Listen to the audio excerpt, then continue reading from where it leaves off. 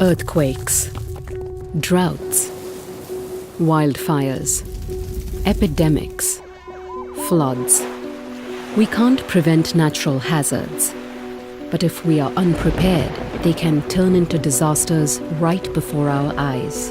A poor family, a hazard-prone area, lack of early warning systems. This is a recipe for disaster, coupled with unplanned settlement, economic crisis, violent conflict, or climate change's exacerbating effects.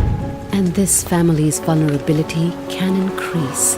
A vulnerable and unprepared population leads to greater disaster impact, and hard-earned progress and development is washed away. In the past 15 years, 3 billion people were affected by natural hazards worldwide. Children make up as much as 60% of those impacted. When children's homes are damaged, their education interrupted, their families torn apart, the risk of psychological trauma, injury, malnutrition, and disease skyrocket. They can fall victim to abuse, exploitation, and trafficking.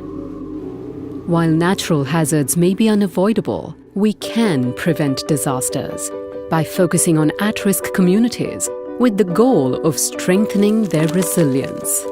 2015 witnessed the pivotal Sendai Agreement that set guidelines for governments and communities to reduce and prevent disaster risk. It has since informed the Sustainable Development Goals, the Paris Climate Agreement, and the World Humanitarian Summit. Disaster risk reduction, or DRR, is now a priority, especially in the context of climate change. UNICEF has committed itself to supporting and implementing these efforts, especially for the most vulnerable children, by acknowledging their particular vulnerabilities and making sure their voices are heard, and taking a more nuanced approach to assessing risk by breaking down data into categories of age, sex, and disability. By continuing to invest in preparedness, working toward ending child hunger and malnutrition, and providing life-saving health treatments, by supporting safe schools and teaching DRR and CCA, climate change adaptation, and preparing and protecting children and their families during a disaster and in its aftermath.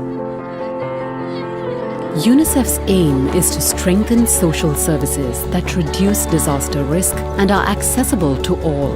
This is what we call resilient development, so that the next time there is a hazard, there is a plan in place. Here, here, here, and all around the world. Because a natural hazard doesn't have to become a disaster.